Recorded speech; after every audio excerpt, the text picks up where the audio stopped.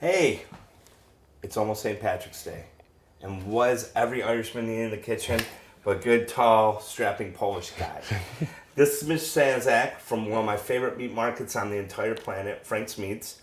And you're recently a college grad, aren't you, son? Yes, I am. And you live on your own. You got your own apartment now. You all got your big boy pants on. Yeah. And you probably cook how many times a week? Not very many. That's okay. That's all right. Yeah. But I want to teach you something that is all about home ec, and it's not about how much you're spending. It's how much you're saving. For sure. You don't need to make more money, right? You Yeah. gotta save. You gotta save. So, St. Patrick's Day is coming up. Of course, I got my brisket from you. Irish bangers, seasonal treat. That's why I love Frank's. Bangers are called bangers because they hit the pot and they start banging, right? And I'm just setting up this little top. I've got some olive oil and whatnot. And it's funny because I asked you, what does kielbasa mean in Polish? I mean sausage. So it's pretty self-explanatory. That's pretty cool. No funky, cool name. So what we're going to do is a tried and true recipe from Grandma Hazel Fitzgerald is corned beef and cabbage. And I want to teach you, keep that tip down with your knife, right? Mm-hmm. I'm just wedging out a half of an onion here. Red, white, yellow, it don't matter. Just throw it in the pot, right? Alrighty. Boom. Okay. That's pretty cool, right?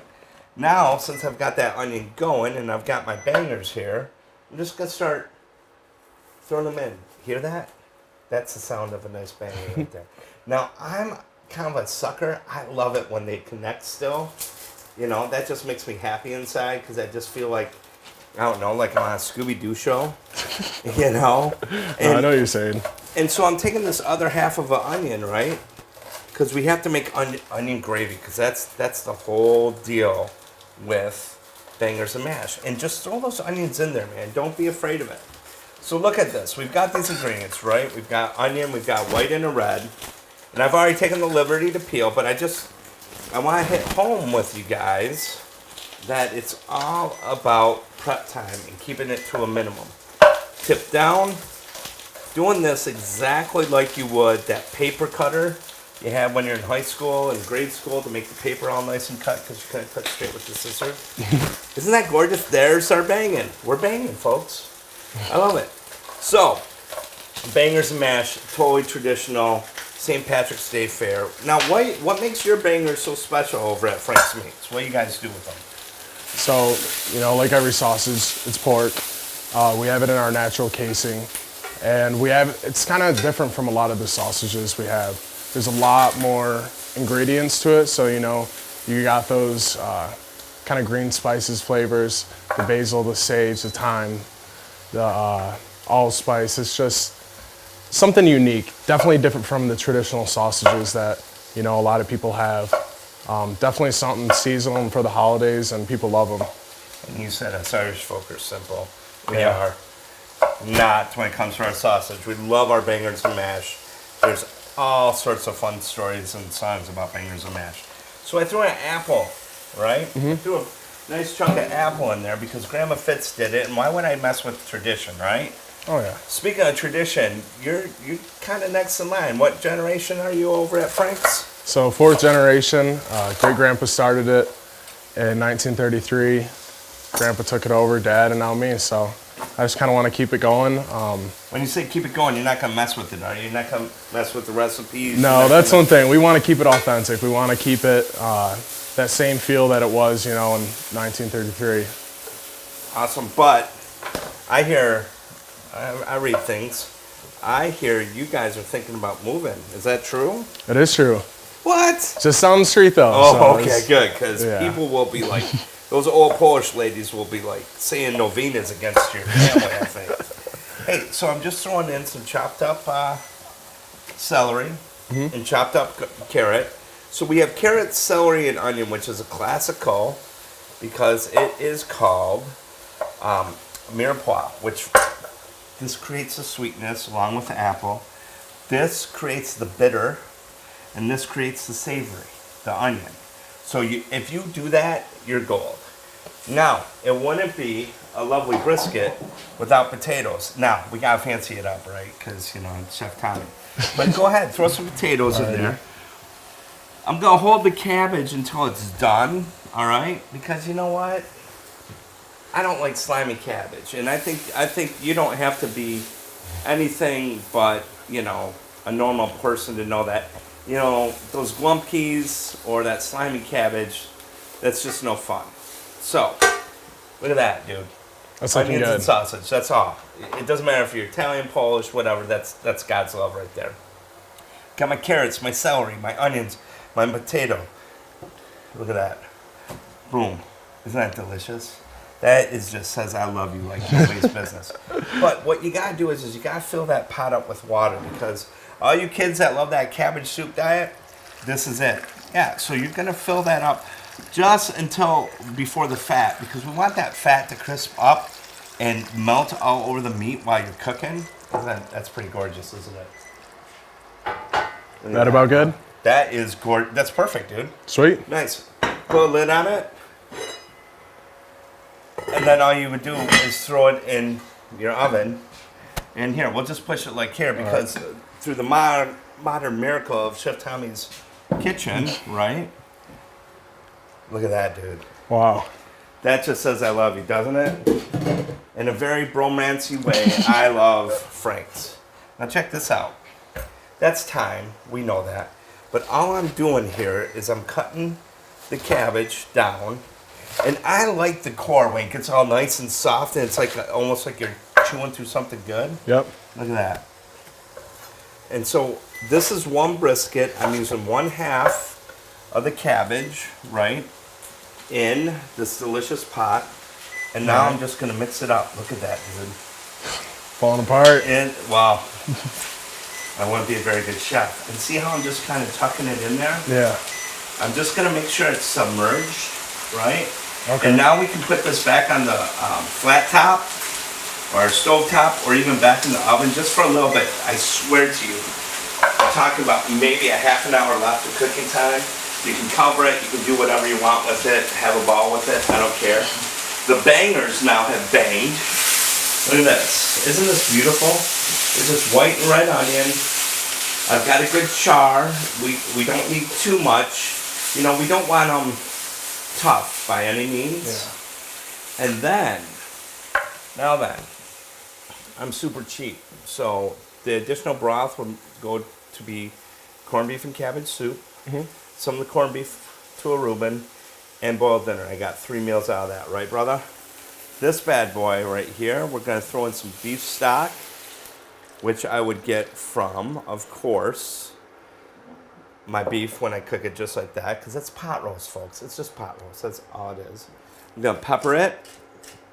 Lots of pepper, right? Gonna add salt? Go ahead and, yes, I'm going to add a little bit of salt to this, but don't add salt to that, brother, because that brine is salty as all get out, and nobody likes super salty corned beef.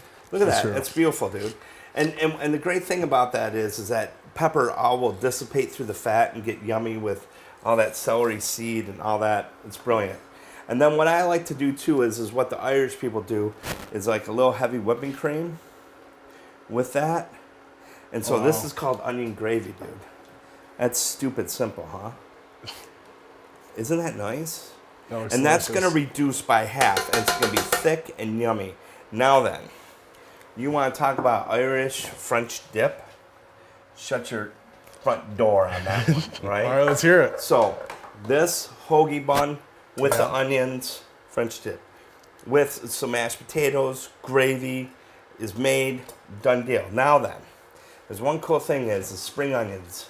Us Irish, we love our spring onions. I'd be lying to you if I wasn't telling you the truth there, Mitchell. It's just easy as the day is long. You cut it like this, just very simple, stupid.